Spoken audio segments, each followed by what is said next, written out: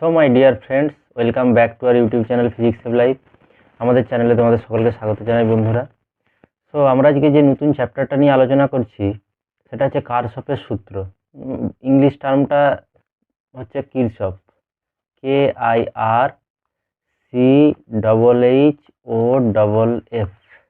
কিরশফস ল।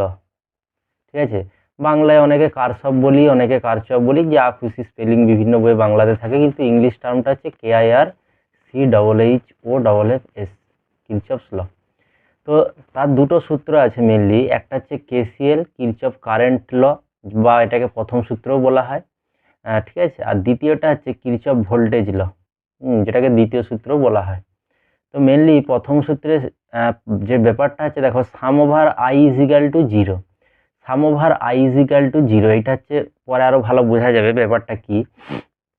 সীমাবদ্ধতা বলেছে কি, একটা পড়ে নাও, যে বিভিন্ন পরিবাহীগুলি একই বিন্দুতে মিলিত হতে, মানে কোনো একটা বিন্দুর এগেনস্টে আমরা কারেন্টগুলোকে বিশ্লেষণ করি। সেটা উদাহরণ দিলে আরো বেটার বোঝা যাবে। আচ্ছা, এটা হচ্ছে আধান সংরক্ষণের সূত্রকে কিন্তু ব্যাখ্যা করে। মানে যদি কোশ্চেন পড়ে যে কিরশফ কারেন্ট ল বা কিরশফের যে আমাদের প্রবাহ মাত্রার যে সূত্র আছে, প্রবাহের সূত্র, সেটা কোন সংরক্ষণ নীতিকে ব্যাখ্যা করে, না সেটা আধান সংরক্ষণ নীতিকে ব্যাখ্যা করে। আর ভোল্টেজ ল, সেটা হচ্ছে কীরকম, না sum over I R that is equal to sum over E, যেখানে ই হচ্ছে তড়িৎচালক বল, যতগুলো কোষ থাকবে, সাম ওভার মানে একটা সার্কিটের মধ্যে যতগুলো কোষ থাকবে তাদের প্রত্যেকের তড়িৎচালক বলের সমষ্টিকে বোঝানো হচ্ছে। That is equal to sum over I R, মানে যত রেজিস্ট্যান্স আছে তার মধ্যে যা কারেন্ট যাচ্ছে তার সামেশান, সামেশান মানে বীজগাণিতিক সমষ্টি। আচ্ছা, তো এখানে দেখো সীমাবদ্ধতা কিনা বদ্ধ বর্তনী হতে হবে, অবশ্যই বর্তনীটাকে বদ্ধ মানে ক্লোজ লুপ যেটাকে আমরা বলি, মানে বদ্ধ হতে হবে, কোথাও কাটা থাকলে চলবে না। আর কি, এটা শক্তি সংরক্ষণ নীতিকে এটা কিন্তু ব্যাখ্যা করে এই সূত্রটা, KVL। ঠিক আছে। আচ্ছা, নেক্সট দেখো, ফার্স্ট আমরা দুটোই আলোচনা করব। প্রথমে প্রথম সূত্রটা আলোচনা করি, মানে KCL। এটা হচ্ছে আমার KCL ল। ঠিক আছে, KCL লয়ের ছবিটা দেখো, খুব আবছা একটু আছে, দেখো এই একটা বিন্দু, এখানে কিন্তু বিভিন্ন পরিবাহী এসে মিলিত হয়েছে। দেখো এই পরিবাহী যেটা এ নাম দেয়া আছে, এখানে হচ্ছে প্রবাহ হচ্ছে I1। আচ্ছা, এইটা হচ্ছে যেটাকে নাম দেয়া হয়েছে ডি, এখান থেকে ডি বিন্দুটা, এটাকে বলছি I2, মানে এই পরিবাহীর মধ্যে দিয়ে I2 কারেন্ট। এই দিকে একটা কারেন্ট আছে যেটাকে আমরা বলছি I3, এখানে একটা কারেন্ট আছে যেটাকে আমরা বলছি I4, সেটা হচ্ছে ভেতরের দিকে, এবং আরেকটা হচ্ছে বাইরের দিকে যেটাকে আমরা বলছি I5। ঠিক আছে, এইটা হচ্ছে বি, এটা হচ্ছে সি, নাম আমরা যা খুশি দিয়ে নিতে পারি, বাট আমার মেন পয়েন্ট হচ্ছে মিডিল পয়েন্টটা। এই মিডিলের এই পয়েন্টটা নিয়ে আমাদের কাজ। তো ওই পয়েন্টে কোন কারেন্টটা ভেতরের দিকে আসছে এবং কোন কারেন্টটা বাইরের দিকে যাচ্ছে তার ডিরেকশন অনুযায়ী আমরা কাজগুলো করতে পারি। যেমন দেখো এখানে যেটা বলছে sum over I is equal to, আমরা কি করেছিলাম, জিরো দেখিয়েছিলাম, মানে আগের যে ফর্মুলাটা এখানে লিখেছিলাম, এই যে sum over I that is equal to zero, মানে ব্যাপারটা কি বোঝাতে চাইছে দেখো, বলছে আয়ের বীজগাণিতিক সমষ্টির মান হচ্ছে কত হবে, আয়ের বীজগাণিতিক সমষ্টি। তার মানে দেখো কোনগুলো ভেতরে আছে আর কোনগুলো বাইরে আছে, যেগুলো ইনওয়ার্ড মানে ভেতরের দিকে অন্তর্মুখী প্রবাহ, সেগুলোকে আমরা পজিটিভ ধরবো, এবং যেটা আউটওয়ার্ড সেটাকে আমরা নেগেটিভ ধরবো। তার মানে দেখো ইনওয়ার্ড হলে পজিটিভ, এটা হচ্ছে ইনওয়ার্ড ভেতরের দিকে, আর এটা হচ্ছে আউটওয়ার্ড, আউটওয়ার্ড হলে নেগেটিভ। তাহলে দেখো ফার্স্ট ইনওয়ার্ড দেখি কোনটা কোনটা ইনওয়ার্ড আছে। দেখো I1টা ইনওয়ার্ড ভেতরের দিকে, তার মানে I1। আচ্ছা, আমি এখানে লিখি I1 ভেতরের দিকে। আর কি আছে, I2টা ভেতরের দিকে আছে, তাহলে প্লাস I2। আচ্ছা, আর ভেতরের দিকে কে আছে, আচ্ছা এবার I3তে যাই, দেখো I3 বাইরের দিকে, এই যে বাইরের দিকে, তার মানে আউটওয়ার্ড হলে নেগেটিভ, তাহলে মাইনাস I3। I4 দেখো ভেতরের দিকে মানে পজিটিভ, I4। I5ও দেখো, সরি I5 বাইরের দিকে, তার মানে বাইরের দিকে আউটওয়ার্ড হলে নেগেটিভ হয়, তার মানে minus I5, that is equal to zero. এইটাই হচ্ছে কিরচফ কারেন্ট ল। ঠিক আছে, এটা হচ্ছে কিরচফ কারেন্ট ল। তার মানে কারেন্টের যে বীজগাণিতিক সমষ্টি যতগুলো আছে সেগুলো কিন্তু টোটাল জিরো হবে। ঠিক আছে, এবারে আমরা এখানে যেমন দেখো ইনওয়ার্ডকে পজিটিভ ধরেছি, তোমরা এখানে ইনওয়ার্ডকে নেগেটিভ ধরতে পারো, আউটওয়ার্ডকে পজিটিভ ধরতে পারো, মানে একটা পজিটিভ হলে আর একটা নেগেটিভ, সেটা নিজেদের মতো ধরে নিতে পারবে। অসুবিধা নেই। তার মানে actual sum over I that is equal to 0, এই জায়গাটার থেকে এটাই পাই আমরা। তার মানে sum over I is equal to 0, এটা হচ্ছে আমাদের জিস্ট ফর্ম। ঠিক আছে, নেক্সট আছে দেখো কেভিএল। ঠিক আছে, কেভিএল লটা কি বলছে আমাদের, কিরচফ ভোল্টেজ ল বা দ্বিতীয় সূত্র যেটাকে আমরা বলছি। তো সেখানে স্টেটমেন্টটাই হচ্ছে এইটা, মানে sum over I into R that is equal to sum over ই।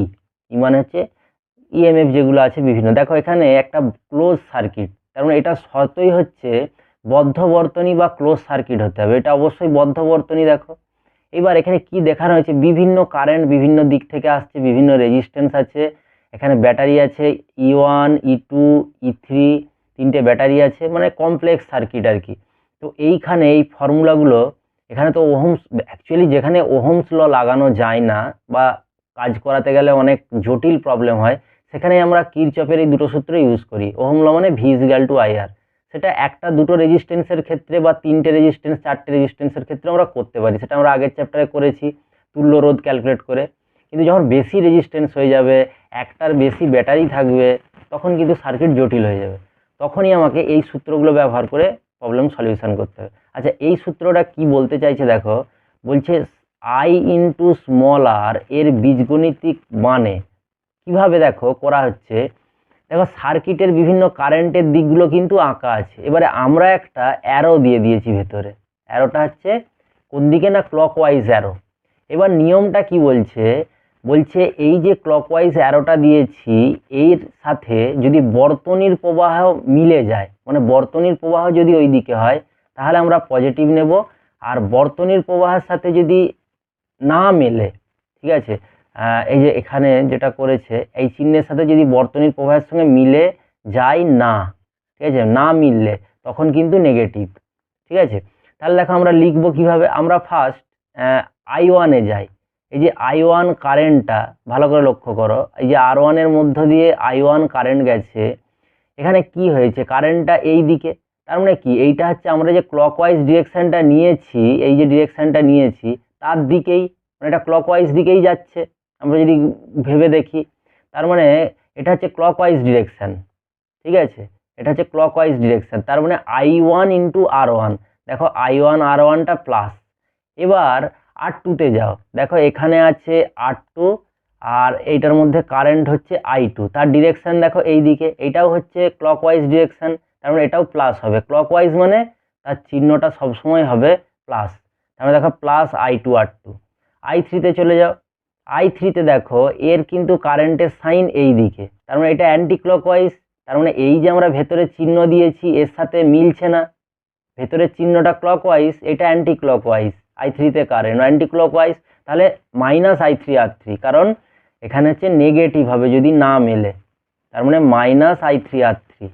ঠিক আছে, ঠিক I4 এর ক্ষেত্রেও দেখো, I4টাও এই যে কারেন্টটা এই দিকে, মানে এইটা হচ্ছে আমার এই যে ভেতরের ডিরেকশন ধরেছি এর সাথে ম্যাচ করছে না, তার মানে মাইনাস I4 R4। এবার I5-এ দেখো, I5 এই দিকেই আছে, তার মানে কি এই ভেতরের যেটা নিয়েছি এই সাইনে মানে অ্যান্টি ক্লকওয়াইজই আছে, সেই জন্য এইটা প্লাস। এটা হয়ে গেল আমার I ইন্টু আর, তার সাথে সামেশন কি হবে দেখো, এই যে I আর একদিকে, আর একদিকে হচ্ছে তড়িৎ চালক বলগুলো। তাহলে এবার কি করতে হবে আমাদের, এবার হচ্ছে ওই সাম ওভার ইটা দেখতে হবে, মানে কতগুলো ব্যাটারি আছে। ব্যাটারিগুলো দেখার সময় আমাদের একটা জিনিস খেয়াল রাখতে হবে কি না, দেখো ফার্স্ট যখন E1টা লিখেছি, E1 এর যে ডিরেকশন, এবার যখন লক্ষ্য কি করতে হবে আমাকে, যে এই যে অ্যান্টি মানে এই যে ক্লকওয়াইজ যে ডিরেকশনটা ভেতরে দিয়েছি, মানে অ্যাকচুয়াল ব্যাটারির মানে পজিটিভটা কোন দিকে আছে।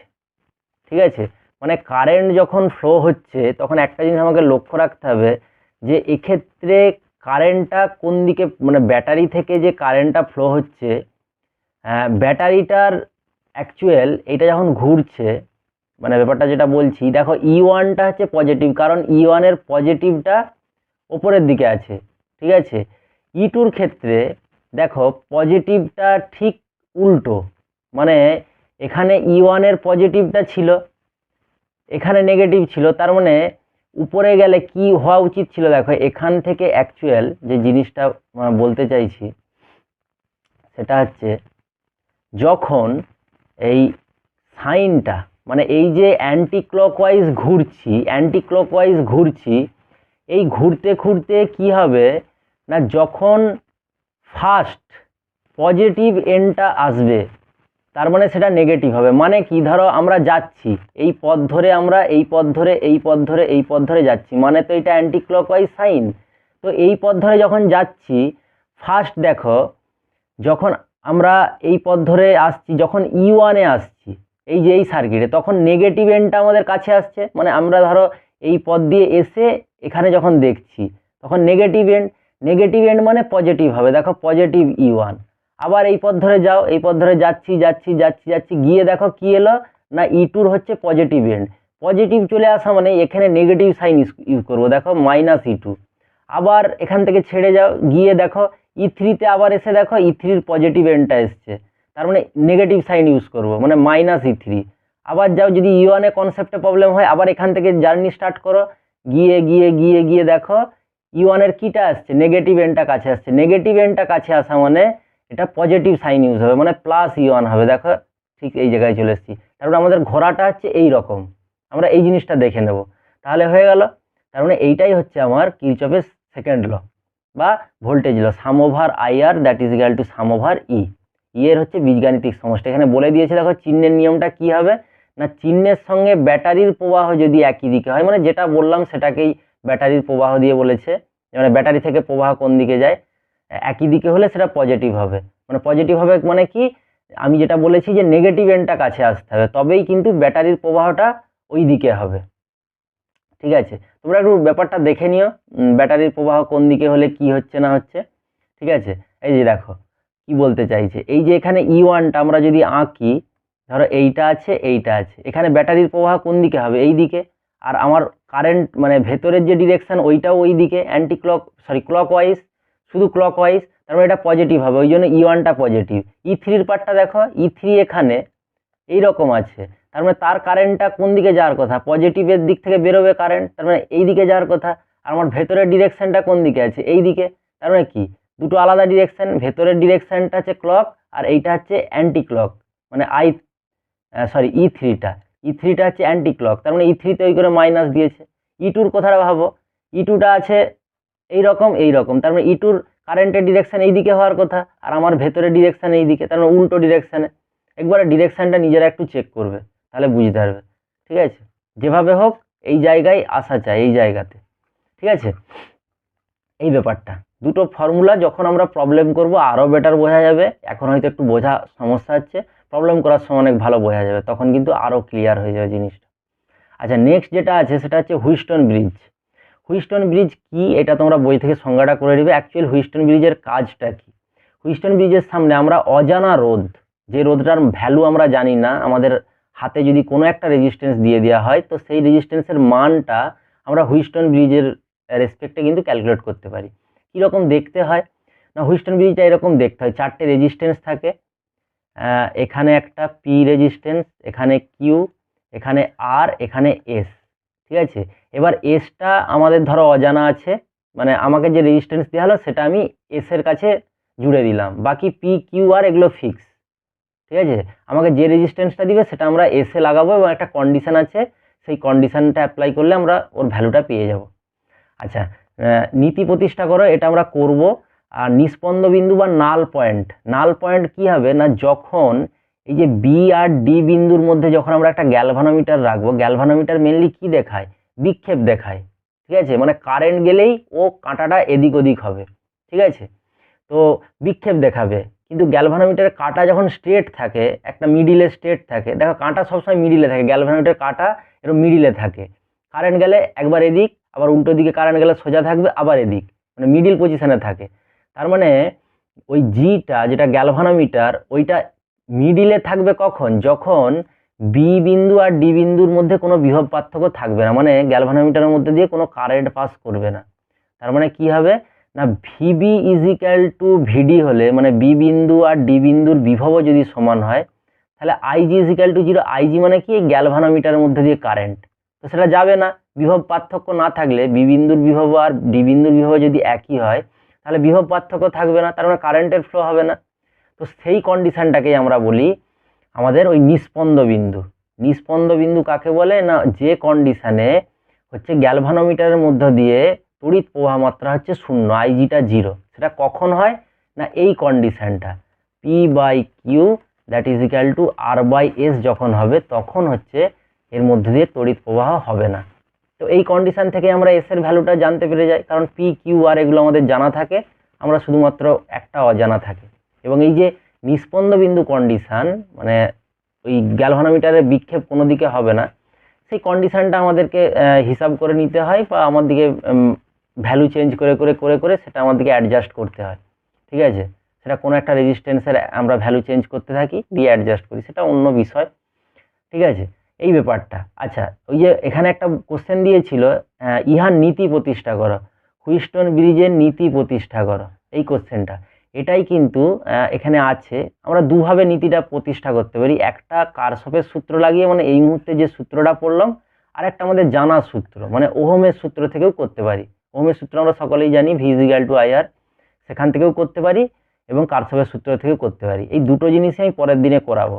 আজকে একটু রেখে দিচ্ছি এই জায়গাতেই কম করে, যাতে এটা ক্লিয়ার হয়ে যায়। তো এটা পড়ে নিও তোমরা। নেক্সট ডে কিন্তু আমরা অ্যাপ্লিকেশানগুলো করব। মেনলি ফার্স্ট অ্যাপ্লিকেশান যেটা, সেটা হচ্ছে হুইস্টন ব্রিজে, কারশফের সূত্র থেকে হুইস্টন ব্রিজের কীভাবে আমরা ক্যালকুলেশানগুলো করতে পারি। এই যে এইরকম একটা ছবি এঁকে আমরা ওই P/Q = R/S এই প্রমাণটা করব।